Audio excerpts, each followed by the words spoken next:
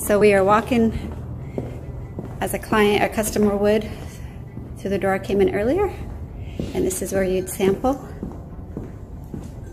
What you see Andrew. right now, so this is a window at the BrewStillery, right. Well, and this is where we're actually allowed to sell our products directly to consumers. Okay.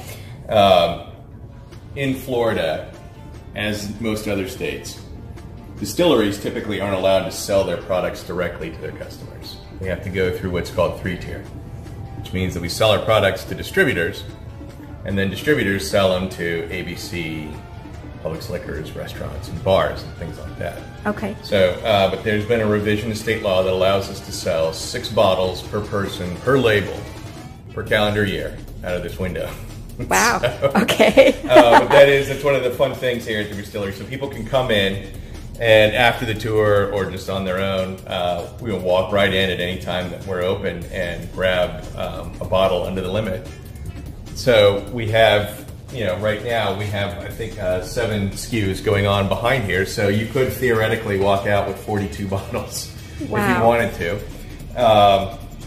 And the calendar resets for New Year's. So anybody that's watching this, is looking for Christmas presents. The good news is January 1st, this all resets. This so all resets. Their limit, literally, get their limit. So what we have, you see on display here right now, we have 2 of our bourbons. We have Bear Gully Classic Bonfire. And the Bonfire actually was the second bourbon that we came out of the hatch with. And so this is our standard mash bill, meaning that we go with 90% corn, 10% two-row barley when we mash on this. Okay. And then on top of that, instead of it going into the barrel right after distillation, it's going to sleep in a bed of charred sugar maple. Oh, wow. And so the charred sugar maple is a little bit like very sort of enriched charcoal briquettes. It gives this a very smoky quality to the whiskey, almost like a peaty quality to it. So that's why we call it the Bonfire. Okay. And then after that, it goes into the cask. And it's going to age, I think most of the batches we have now, about 3.5 years, maybe a little bit longer, that are in the bottle right now. And so this is really good. This is a type of bourbon that, my wife really enjoys, a cocktail that has some chocolate bitters and cherry syrup in it. It has kind of a s'mores quality to it. Okay. So, and this is 40% ABV, meaning that it is 80 proof, so which is basically our standard unit that we dispense. The other type of bourbon that we have over here is the one we started with originally, and that's Bear Gully Classic Reserve. And the Reserve is, it doesn't go through that charred sugar maple aging. It just goes straight into the cask after distillation. But it's the same mash bill. It's about 90% corn, 10% two-row barley. And it goes and it gets aged in our casks. And the thing is, go in at about all of our whiskeys when they go into the cask. And of course, we're going to have some evaporation in the casks. And what's called also the angel share. And after that, after the aging process, about 3 to 4 years, it's going to have, come out about 107 proof. Okay. So, a lot of distillers will go ahead and say, all right, well, we're going to just dial it back down to 80 proof so that we can sell it. We decided with this one that we would just sell it at cask strength because we think that's something that's very distinctive about this one. So it's at 107 proof. Wow. So 53.5% alcohol by volume. Whoosh. And so this one's got a little bit of extra kick to it. And interesting, both of these, so all of our whiskeys are named Bear Gully Classic, and that goes back to, Paul and I both grew up in Winter Park, and so not to date ourselves, but when we were growing up, Bear Gully Lake and the woods behind there were great places where kids would like to go and party all the time. So when we were thinking, what are we going to name our whiskey when we come out of the hatch in this distillery? We looked at other distilleries around the state, and they are all on the coast. So they had, flip-flops and palm trees and smiling suns, and we're like, that's not really Winter Park. So we came out first with Bear Gully Classic. That's our whiskey. That's where the logo comes from for the Winter Park Distilling Company. And so that's, all of our whiskeys are branded like that. But of course, this is the Reserve. This is the Bonfire. We occasionally also have an American single malt whiskey up here, which Paul, I think, spoke to you a little bit about. And that is that American single malt whiskey is something that we do on a case-by-case basis. You know, we can reuse bourbon casks to age that. But it's one of the unique things we can do since we have a brewery here, that we can make the single malt whiskey by just using smoked porter beer or red ale. Oh, nice. Instead of letting it go as a beer, we distill it and we age it. So we have a fantastic single malt whiskey under that as well. We also will sell, when it's available, the straight up moonshine white whiskey, and we call that the Bear Gully Classic New Make. Okay. Someplace, you know, you can find just outside of the store here. If you want, sometimes you can find the Reserve and the New Make and our vodka at ABC and Publix Liquors locally. We also make rum. So we have, actually right now, we have 3 rums that are out, and one is kind of a specialty limited run. Our first rum that we came out with was just a basic silver molasses rum. So this is, we call it Dog Island, which again is another Winter Park thing. If you've been on the boat tour, you've gone around Lake Maitland, you'll see Dog Island is out in the middle of it. Dog Island is a hot spot in Winter Park for trouble and fun. So we decided, you know, that we would go ahead and name our rum naturally after that. Plus, you know, it's Winter Park, it's dogs everywhere, right? Yes. So, this is your typical boat drink rum. This is, you know, for mojitos, daiquiris, Cuba Libre, that kind of stuff. Okay. We take that rum, believe it or not, this clear rum. Again, one of the neat things about having BrewStillery is we can take the bourbon casks, which Paul told you. You can only use bourbon casks once for making bourbon. They have to be brand new, and then once they're done aging bourbon, they can't be used for bourbon again. Okay. That's not the end of the life for them. And they can be sent in for aging beer. And nice. And so we can age things like red ale. We bring them back. Now we've got casks that have had both bourbon and red ale inside of them. We'll then dump clear rum inside. Let this go for a year, maybe a little bit longer. And then you've got Dog Island beer and bourbon barrel aged rum, which we have right here. And so you see it has a very nice dark color. But the flavors are incredible. Oh, it is. It is. This is really nice on its own, as opposed to being mixed into a cocktail. Okay. And then finally we have, at least in the rum category, our next Dog Island rum. This is a special. This is a limited edition that we have right now. We have only a few bottles of this, and that's why we put it in the smaller 375s.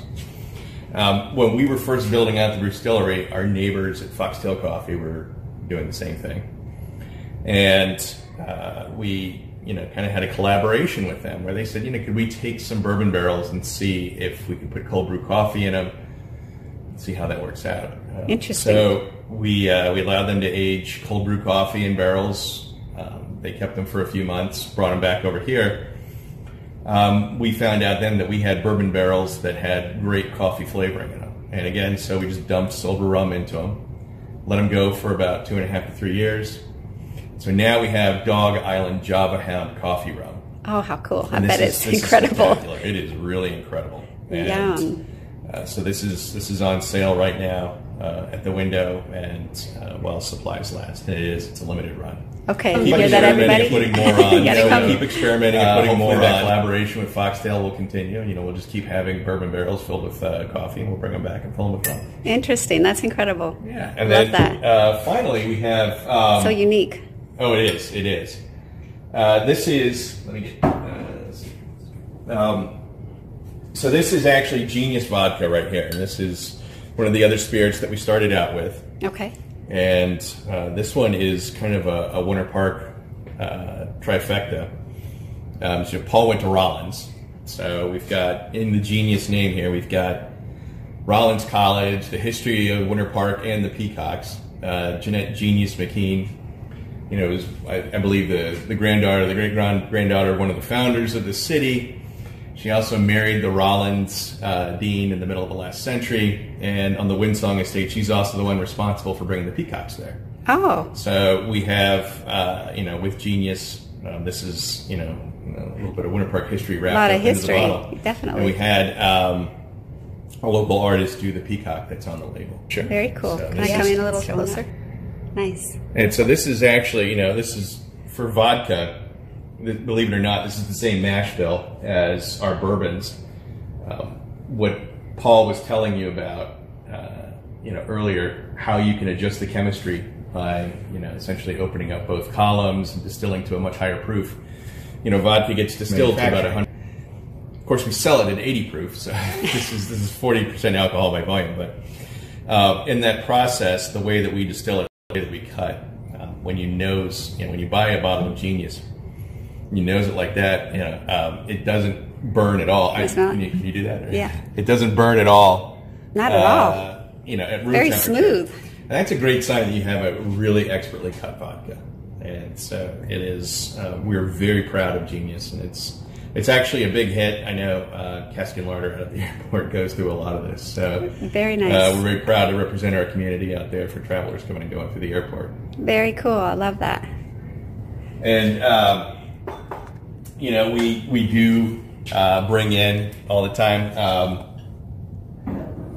We'll have different sort of spirits that we experiment with. So you just need to pay attention to our website and our social media on Facebook and Instagram, so you can kind of get the word up when we're introducing new products. Okay, great. Thank you so much. Oh, pleasure. Are we going to have time to sit and just have like a maybe 5-minute chat? Okay, so we're back here in the distillery area, and time for some questions. Just a few. So I wanted to find out what was your why and how did you guys start this business? Good. Well, Paul really saw a lot of what was going on out west with craft distilling years ago. I mean, I think we were like 2009, 2010. Neither one of us started out as distillers, though. I'm a lawyer by training, and Paul is a successful businessman and business school grad. So neither one of us had really a chemistry background. Okay. But we were kind of inspired just to the allure. Out west, there's a lot of successful small distilleries. Yes, there are. And I'm so glad that you guys grabbed onto that. Yeah, but there weren't really any in Florida at the time. And there's a handful of small distilleries in Florida. And so, we decided, small and kind of scale it up. But, and it was fun. It's a fun community as well. Because like I said, Paul and I had a lot to learn. And at that time and that day, because it was such a small community in the state, there was a real sort of, everybody kind of felt like, the more distillers, the more the merrier. So there's kind of a very, very sort of helpful community out there to show how things get done and how to make, things at a basic level. And then Paul and I could fine tune it while we got our licensing done. Very cool. That's exciting. So how long have you been in business? 2010. Okay. So, and I'm curious what feedback you get from the local community here in Winter Park. Like, what do the clients say? What do the customers say when they come in? It's always very favorable when they come in. Yeah. I think it is. I have no doubt. I think everyone's generally thinks this is a neat addition to the community. I know when we were planning out the BrewStillery, you have to. Whenever you plan something like this, of course you have to meet with local officials and things like that. And nobody locally had ever seen a distillery before. So Paul and I just kind of walked everybody through the process, and I think everyone thought it was pretty cool, especially at Winter Park, the arts culture that we have here. Right, true. This is something that really mixes in nicely with that. This is the only distillery. We were the first distillery in the history of Orange County. And we like to say the first legitimate distillery. Right. Yes, right. There's plenty of guys probably making illegal stuff 60 or 70 years ago. But this is really kind of a fun thing. And people look at it and say, like, this is something that speaks well to Winter Park and Orange County. Everyone's been very enthusiastic about it. I think the real challenge is just to make sure that everybody knows about it. Yes, got it. I actually, one of my friends on social media suggested, I had never heard of you. And so I came over here one day just to kind of check it out, and I was like, this is so cool. So I was so excited to come and... That warms my heart. I'm glad to hear that. Yes. I know earlier you guys had said that there was, over the course of the year, there's over 50 different craft beers that you serve. Yeah, we rotate those. We have 12 on tap at any given the time. Okay. And we'll rotate one off and another one on, and then back and forth. So we have a couple of core beers that we've learned we can't take off because people will riot in the streets if they can't get that particular beer right now. But for the most part, we rotate on and off all year long, and like I said, go through at least 50 different styles. What do you do to give back to the community? So we do a ton of stuff, actually. So if everything from donations, it's almost hard to find a silent auction around here that doesn't have one of our gift baskets in it, it seems like. So we do a lot of that kind of stuff. This is, we can use this as an event space, and so we host some charitable events here from time to time. You know, and we have a good relationship. Our neighbors right over here at Mead Gardens, they have a number of fundraisers that we help support. So there's a ton of things, and I'm sure I'm leaving a bunch of things out. Paul's really active with the chamber as well. Are you? Winter Park Chamber, yeah. We do a lot of things with them just to make sure that we're promoting the city and its business community. Nice. Love that. Is there anything else you want to add? You know, just always to keep up with us, because that's the easiest way. Like you said, on social media, you found us. Yes. We make heavy use of that. It was my friend Wyatt. So Wyatt, thank you. Thank you, Wyatt. Thank you. You know, because we're always doing kind of fun stuff here with experimenting, especially with spirits, and also with our brewing list.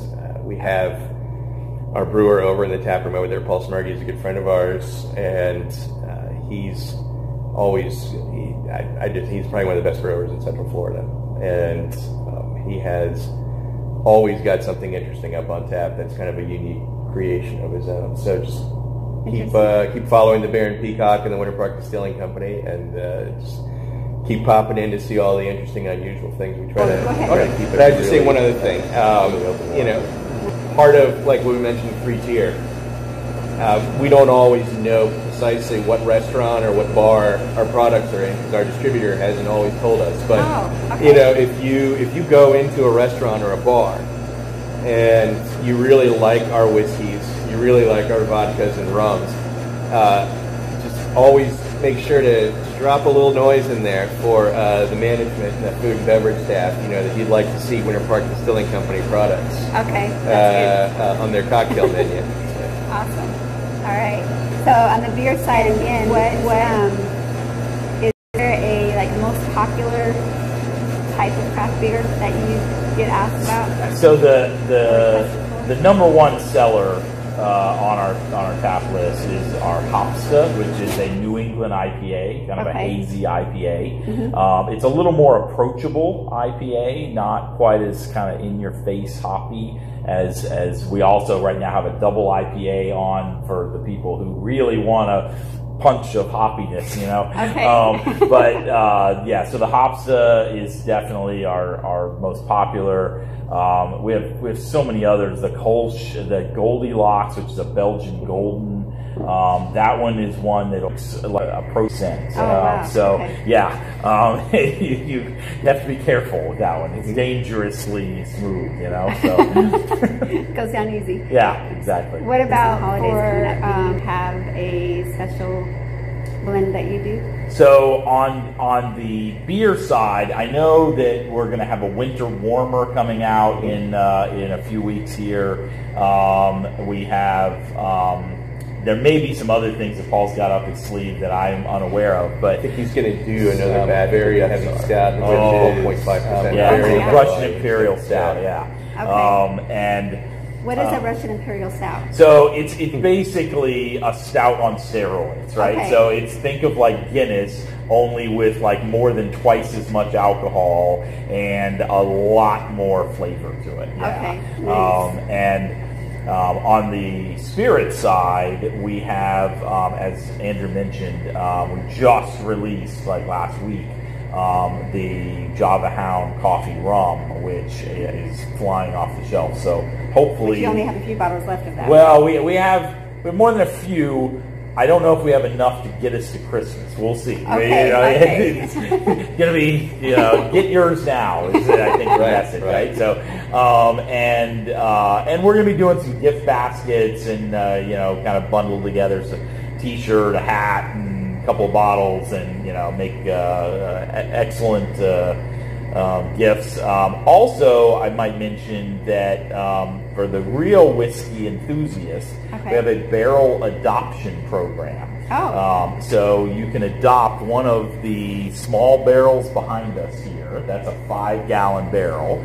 And so you can adopt one of those barrels, come in and help us mash the whole process we just talked about. You help distill, and you help create that whiskey that put it in your barrel. Put it in. You can sign the barrel. You get to come visit your barrel from time to time. Come encourage your barrel, and then it stays here in our bonded warehouse while it ages. And when you say it's ready, when you taste out of it with the barrel feed, and you're like, it's perfect. Exactly. Then we will bottle it for you. You get about 24 bottles, 2 cases, out of that barrel at barrel strength. And you get to keep the barrel and all the bottles. What a great service. Yeah. So that's for the real whiskey enthusiast. Perfect Christmas gift. That is awesome. Yes, I love that. So if you're looking for an awesome Christmas gift, it's perfect for your whiskey enthusiast. So I'm glad that you mentioned that. Absolutely. So I want to thank you both, Paul and Andrew. Thank you. Andrew. You're welcome. And that's it for today's Town Visit Tuesdays with LoraleeLiving here at the BrewStillery, the Bear and Peacock. And I hope you guys have an awesome day and the rest of the week. And again, thank you both. Thank you. You're welcome. See you guys. Bye.